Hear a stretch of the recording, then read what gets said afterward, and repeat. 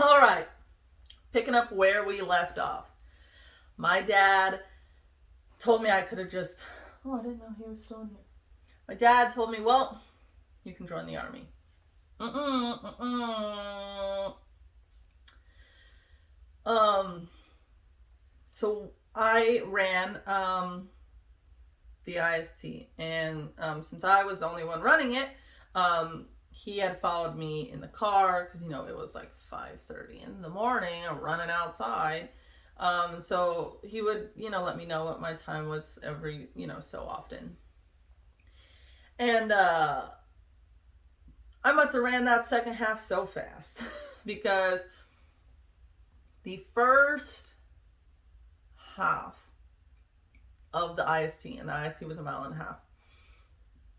I swear when I came around that corner of the halfway mark and got back to where the car was, I swear that man said 8 minutes. And I was like, how we haven't even ran a mile?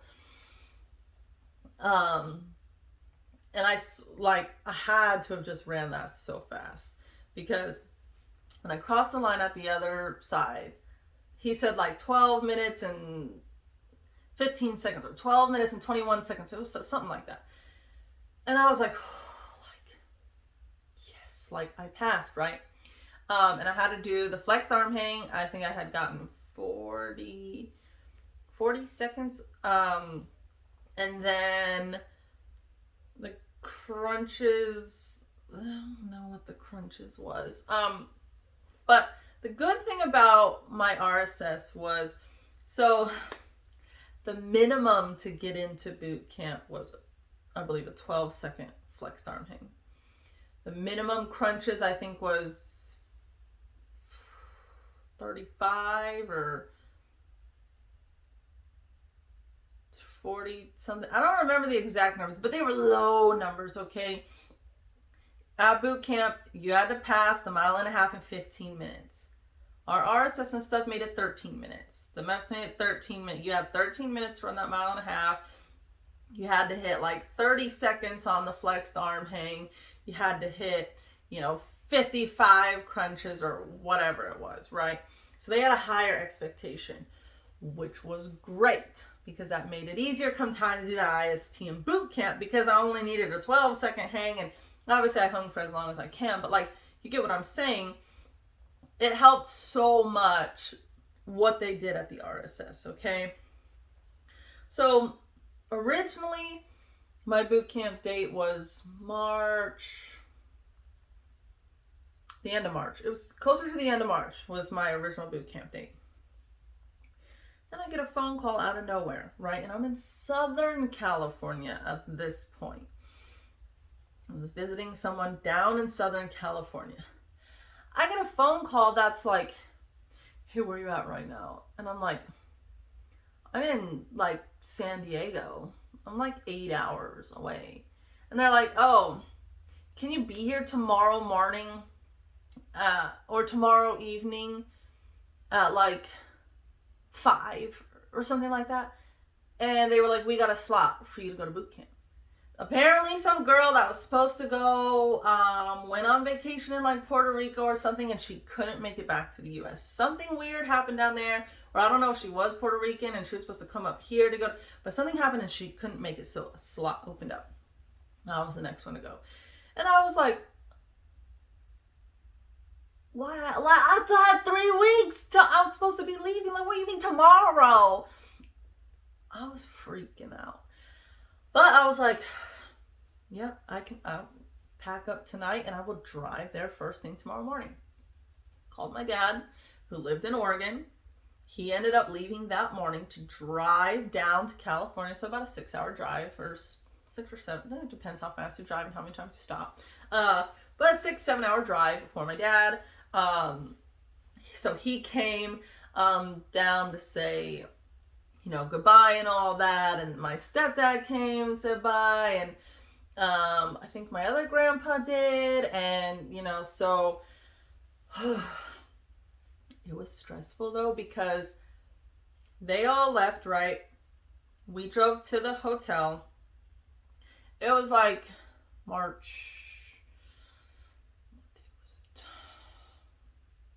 I don't remember the exact dates right. But I was supposed to get a ticket to go a certain day, right? Well, since the ticket was like still under that other lady's name, like they had a hard time switching it all over. So I go to the hotel thinking I'm gonna leave the next morning. And somebody lets me know that night, hey, we don't have a plane ticket for you, so you're not leaving tomorrow. And I'm like, okay. So I'm just chilling in the hotel, like, you know, I could be with my family right now or something, you know. And then same thing the next night, I got another phone call like, hey, we still don't have a plane ticket for you. And I'm like, well, I'm supposed to be gone already. Like, everybody else is already there. I don't know how they worked it all out. But I ended up getting a plane ticket like the third day of being at the freaking hotel. And I get a plane ticket to go. Oh, God, it was horrible. I got there at like 2 a.m. Yeah, and there was only like 3 other people with me. So like we didn't have the same experience that everybody else had when it came to like getting off the bus and the yellow footprints and all that. One, we weren't on a bus. We were in a little van because there was only like 4 of us, okay? When we got there, the drill instructors that came out, like they were of course yelling at us to move, but it wasn't the same as the videos you see when there's like 50 people on the footprints or, you know, whatever. And again, there was like literally like 5 of us. And, you know, we stand up, parade rest, they give us the whole spiel. And then they send us to like this random room because we had to wait until the morning for to get with our platoon and to get everything taken care of. We had to wait. This man told us to sit in this room. We had nothing to eat. We couldn't talk. We couldn't sleep. So we're just like kind of sitting there until like 7 a.m. And then they took us through like dental and medical. We did all of that first. And then they sent us to get our uniform and all that. And then we went with our platoon.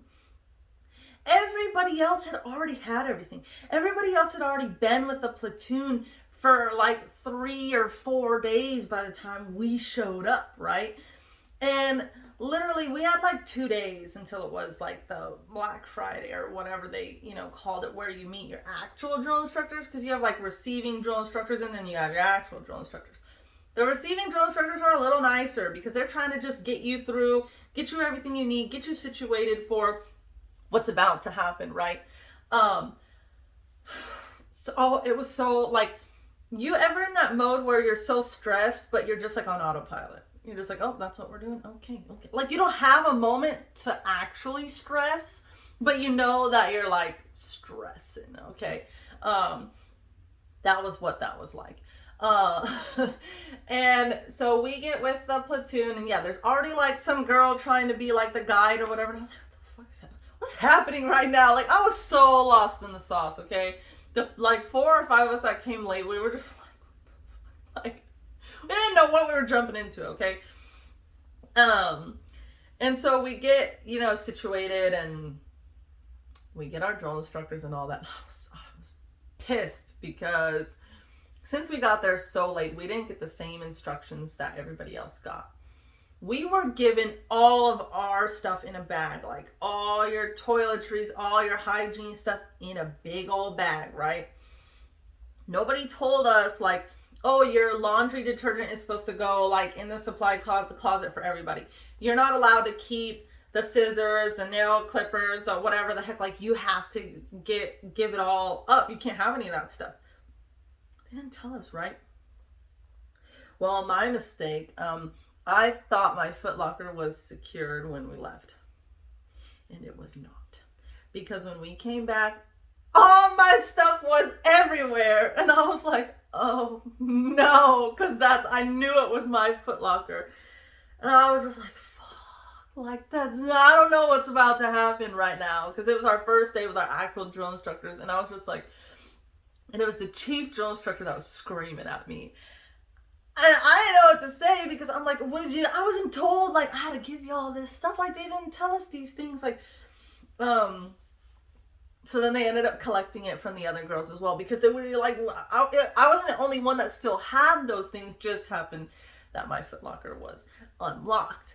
Yeah, that was, and I think honestly one of the hardest things was actually being told now that you say like this recruit, that recruit. You don't say like I or we or them. Like that was the hardest part, was getting rid of the we, and all of that. That was the toughest part, because you get screamed at every single time you mess that up. So that was, yeah. But I mean, overall, boot camp wise, we're not going to spend a lot of time here because it was only 3 months. It really wasn't that bad. We went through the same thing every day, but there was one. There was this one drill instructor that was not part of our original drill instructor group, right? We were switching out drill instructors all the time. So I don't, yeah, but she was not with us originally, right? This lady had it out for me, okay? Anytime anything happened, even if it wasn't me, guess whose name came out this lady's mouth? Meyer. I was like, oh, what do you want? Like, what now? Okay. And people used to always say, oh, if a drill instructor's picking on you, like, they just see so much potential in you. And I'm like, no, this lady was tripping. She had a problem. I don't know, because it was, there was a day that the supply closet was all disorganized, right? There was still like trash left in there from whoever stood the fire watch, like the night before. Because when you stand the fire watch at night, you have different tasks, right? Sometimes you're the laundry person. Sometimes you're the one that's checking the rifles in the Foot Lockers to make sure that they're locked. And sometimes you're the one in the supply closet, whatever, organizing stuff and all that jazz. I did not stand fire watch that night, okay? And she still called me to pick up the trash and fix the supply closet. And I'm like, I didn't even stand duty last night. Like, it wasn't me, but I just so happened to be there, standing right in front of her because I was where I was supposed to be. And so she yelled at me to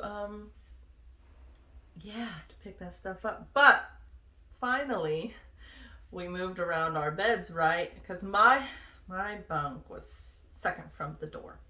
You don't ever want to be right by the door where people walk in, or on the other side where the drill instructor hut is. If you're right there, that means you're a bad recruit. Okay, they got to keep their eye on you because you're not doing what you're supposed to be doing.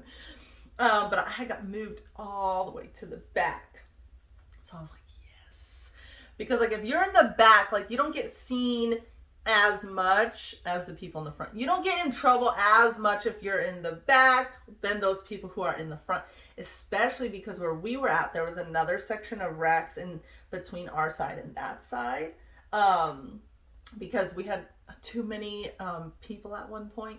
So like they would have to walk between us and that other rack. So like they like never came back there. So I was like, oh yeah, thank you. I don't really remember. Oh, I remember what caused it. It was because we got some recruits from platoons that were further ahead of us that got dropped down to our platoon. So they moved them to the front to watch them, and they needed a slot. So I got to move back. But this freaking drill instructor was only with us for, I don't know, maybe 2 or 3 weeks. She was not with us for very long. She got sent to be the drill instructor for the, I think they call it the Lima platoon, the platoon that's like the injured people, okay? She was their drill instructor. Hadn't seen her in a long time, right? And thank the Lord. Well, we're in third phase, right? Which basically means you're at the end. You're done. Like, you dang near made it. Like, there's almost like nothing you could do that's going to kick you back, okay? There are things that can kick you back, because we got a girl from like day 54 got kicked back to us. But for the most part, you're going to go. And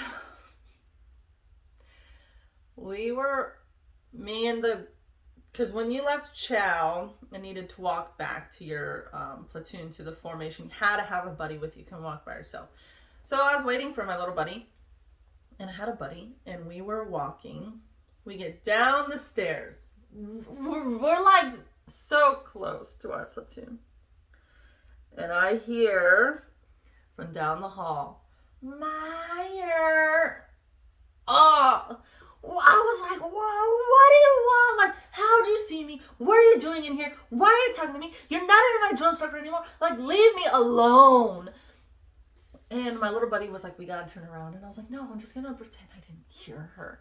And you hear, Meyer. I was like, she was like, we gotta turn around. I was like, fuck. So I turned around, walked all the way back to her, just for her to tell me that she couldn't believe I made it to third phase. I was like, you called me? Like, in my head, I'm like, you called me all the way back here just to tell me that I shouldn't be in third phase. Thanks. Like, I need to get back to my freaking platoon now. Like, leave me alone. I don't know what this lady's deal was with me, okay? But so yeah, when graduation comes, my dad and my mom came. My dad also brought my little sister. Yeah, those were the only people that came, which is fine. Honestly, wasn't expecting my mom to make it. I didn't think she'd be able to. And then so I got, you get like your 7 days, but then I also got RA for 10 days. So I had like 17 days until I had to go from boot camp to MCT. So MCT was another crazy, okay?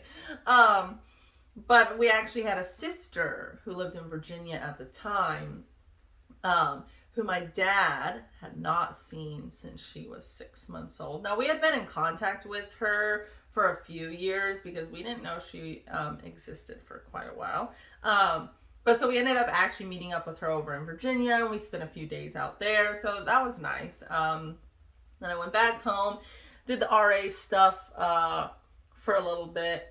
Then it was time to go to MCT. I'm going to end this one here because we're going to get into MCT and then getting into the fleet in the next video. If you're enjoying this little series so far, drop a comment below and I'll be sure to respond to you all. Subscribe or share with a friend. If you have a friend who's thinking about joining the military, or maybe you're thinking about joining the military, like I said, do your research. Take what I'm saying with a grain of salt because this was my experience in the military. And I'll try to get my husband on here to tell you guys about his time in the military because it was nowhere near what I went through. He got to go to Japan. He went to Paris with his friend. He got to go to Korea. So he got to do a lot more than I got to do. And he enjoyed his coworkers. He enjoyed the people that he worked with. He had a few hiccups here and there, but mine was a hiccup the whole entire, every single day, all day, the whole time, okay? His was just a few hiccups here and there. So, if you want to keep watching, I'll see you in the next video. Thank you.